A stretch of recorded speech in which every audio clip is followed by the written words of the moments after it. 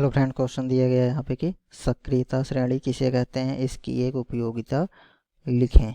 ठीक है, तो यहाँ पे क्या है, सक्रियता श्रेणी। सक्रियता श्रेणी। अब पहले यहाँ पे हम लोग समझ लेते हैं कि सक्रियता से यहाँ पे क्या मतलब है हमारा यहाँ। ठीक है, तो हम जानते हैं कि जो हमारे धातुएं हैं, तो कई धातुएं हमारे होते हैं कि कुछ कम सक्रिय होते हैं और कुछ धातुएं हमारे होते हैं वो अधिक सक्रिय होती हैं। ठीक है, तो इन्हीं धातुओं को इनकी सक्रियता के क्रम में लगाने के लिए सक्रियता श्रेणी का निर्माण किया गया। इसी को हम क्या बोलते हैं, सक्रियता श्रेणी बोलते हैं। ठीक है, अर्थात सक्रियता श्रेणी हमारी क्या होगी, अगर इसको हम पारिभाषिक रूप में अगर लिखते हैं तो इसको हम कह सकते हैं कि धातुओं धातुओं को उनकी धातुओं को उनकी अभिक्रियाशीलता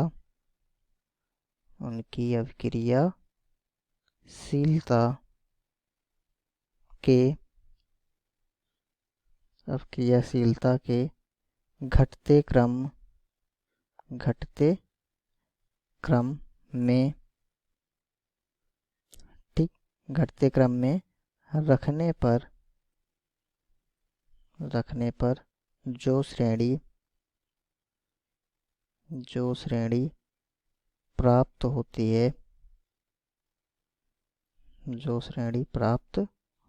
है, उसे हम सक्रियता श्रेणी कहते हैं।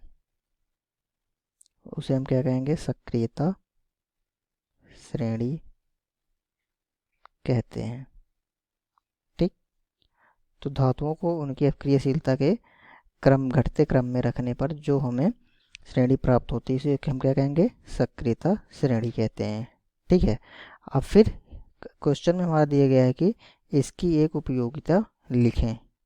ठीक है, अब सक्रियता के क्रम में हमारे धातुओं को कैसे रखा गया है, जैसे देख, तो अगर हम सक्रियता श्रेणी के इसके घटते हुए क्रम में अगर रखते हैं तो सबसे अधिक सक्रिय हमारा क्या होगा, सबसे अधिक सक्रिय जो धातु होता है पोटेशियम, फिर इसके बाद सोडियम, फिर सोडियम के बाद कैल्शियम, फिर मैग्नीशियम। ठीक है, तो ये क्या है, अब क्रियाशीलता का हमारा घटता हुआ क्रम है। ठीक है, तो सोडियम यानी कि पोटेशियम सबसे अधिक सक्रिय, फिर उससे कम सोडियम, फिर उससे कम कैल्शियम, फिर मैग्नीशियम, फिर एल्यूमिनियम, और फिर जिंक, आयरन, लेड, हाइड्रोजन।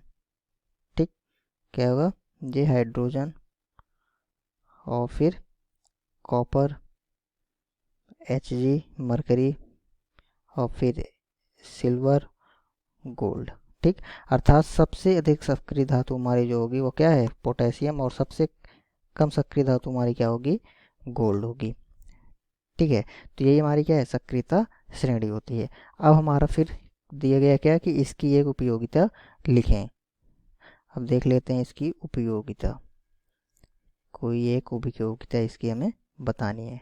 ठीक है, तो हमारी ये जो सक्रियता श्रेणी में जो हमारी धातुएं होती हैं, ठीक, तो धातुएं जो हैं,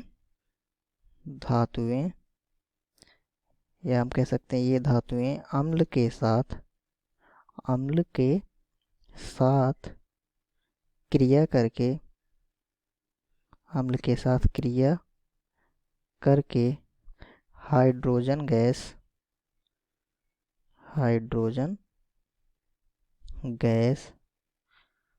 व लवण बनाते हैं। ठीक, क्या बनाते हैं, धातुएं अम्ल के साथ क्रिया करके हाइड्रोजन गैस व लवण बनाते हैं।